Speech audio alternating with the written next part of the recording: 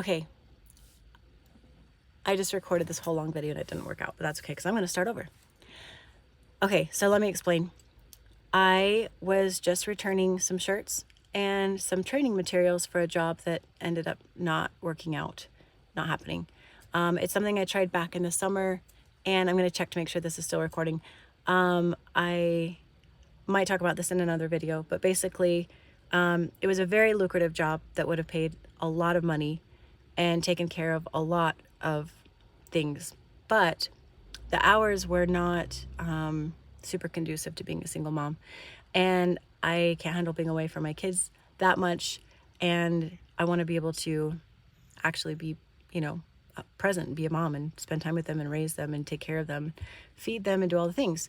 And to be honest, some of the girls that I worked with are single moms as well, and they confided in me that they basically leave in the morning and come home after their kids are in bed, or to put their kids to bed basically, and see them on their days off. And I personally couldn't do that unless it was absolutely necessary for some reason and there were no other alternatives. But I'm blessed that I do have options, that I do have, family support, and I have other things I can do that are more flexible. So for me, I feel like I did the right thing to let go of it. And so it would have been a lot of money, like I said, but I would have basically never seen my kids except for, my time off and maybe really limited times in between. I was good at it. I was able to make a decent amount of money, a lot of money in a really short amount of time because I was willing to give it a try. And I think with, previous experience and stuff, I fell into that fairly easily and could have done really well. So basically, what I'm trying to say is that returning my items today just made me face the reality that this didn't work out. It didn't pan out the way that I had kind of gotten excited at the beginning. It might go a different direction. Anyways, but I know I did the right thing. So just walking in the building, and it's a very nice building. I cried because even the restroom was really nice, and it's just a different feeling when you're surrounded by a lot of money. You work with people that have a lot of money, and you're, just in circumstances like that. And I feel like I'm in my homeless girl era right now. You might be in your soft girl era or your lazy girl era or whatever. I'm in my homeless girl era. And thankfully not literally, because that would be really bad and really sad. And I don't want to make light of that because, there are people that are in that situation. But I just feel like I look like a homeless person. Like all of my outfits lately, I feel like I look, sorry, I'm chopping off my head again. I look like I'm basically homeless. And I don't know that I could do much better than that. Like, we fly out the door in the morning to get my kids to school. I drive as much as possible during the day, and then we do everything the rest of the day. Lately, it's been super busy with school, after school events and things like that. And so it's the best I can do. And so I look like this. But walking into a building and realizing that I'm like actually saying goodbye to this, even though it was months ago that I tried this job, it just, the story of my life took me forever to get back to return the shirts. And not that they were asking for them back. I don't even know if they cared that I dropped them off. I just hate wasting, and I could have donated them. I literally just dropped somebody off for work at the DI, Deseret Industries, and I could have dropped them off there. But I just thought, especially like the training manual, like if it's helpful, if they could use it for somebody else, and they didn't have a lot of that size of shirt because I'm smaller than most of the people working there, is mostly guys. Anyways, if somebody else comes in and needs those, I just feel better returning them. But my point is, they weren't asking for them back, but I just wanted to do that. And it just took me a long time. And so walking in there again just brought up a lot of feels. So I just wanted to get on here and explain that there may be people that look at me and say, you could do so much better. Like, you could be making so much more money. There are lots of opportunities out there. And I know that. I recognize that. And I have looked at a lot of other opportunities. Personally, I made a commitment when I got divorced that I would raise my own kids and that I would be their mom as close as possible to full-time. And obviously, I know that's not possible, really, and it hasn't really panned out the way that I hoped. And we've struggled a lot. We've sacrificed a lot, but I've tried really hard. And as much as I have been able to, I've kept that commitment, and I've been there for my kids. and I could have taken a full-time job and had benefits, and I wouldn't have the relationship that I have with my kids now, and I know that. And not just a relationship, I feel like that would have had a very negative impact on my kids, even if it was necessary. So I'm not judging anybody that has to do that. I have a lot of family support. I've been able to not have to make that choice yet. And every time I've considered it and prayed about it, it hasn't felt right to make that choice. But again, I made this commitment, and it feels right to me to do everything that I can to raise my kids as close as possible to what I would do in a married situation where I have a provider and I'm a stay-at-home mom. And I know that doesn't really work, but I'm trying. So hear me out. So ideally, I would be married and I would have a husband, because I think that's how God designed it, and I think that's the way that it works the best. But I don't. And I was naive enough to think after my divorce that I would get remarried quickly, that I would have a husband taking care of us, and that I would be home raising my children. That's what I thought would happen. I also thought I would have a lot more children. I really did. But it hasn't worked out that way, and I'm starting to realize it may not. So most likely, if I get remarried again, and that's if, it'll be when my kids are adults, and we'll be past this really difficult and challenging phase when it would have really helped to have a companion working by my side through all of this. But that's okay. If this is what I'm going to be doing, I can accept that. But it means I might look like a homeless person on any given day. It means I might cry a lot. It means I might pray a lot and beg God to please rescue us because this isn't working.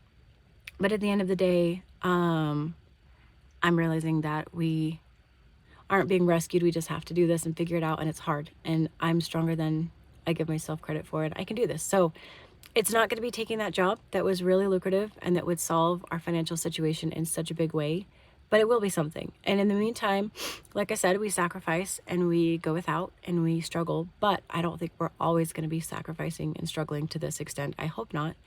And in the meantime, I've said this lots of times, but we have a lot of support, and that makes a big difference. So I'm grateful to my family, because we wouldn't be here even trying to do this without them. So, but I just wanted to explain, because, you know, it was a little bit emotional being back here again and just facing the reality that I really am not going to do this job. As far as the work goes, I loved it. I would jump back into it in a heartbeat. It was easy. It was fun. It was just really not that many hours a day when you add it all up. But when you leave for the training in the morning, and then you work the first session, then there's a break in the middle, which isn't really enough time to go see my kids, and then you work the evening. That's all the time I have with my kids. It really didn't work. And they're not super flexible on that schedule. It is what it is. And you have to work Saturdays, and it just doesn't work. And I can accept that. But, you know, it felt like metaphorically kissing that money goodbye. And it doesn't matter how right it is. That's hard to do when you're in a place of so much need. And so hence the tears and this, whatever this is, in the car telling you all about it. So what's next? I don't know. I'm going to keep driving Uber. I would really love to get to the point where I can monetize this and make money from YouTube. I think nothing would make me happier in terms of like a job.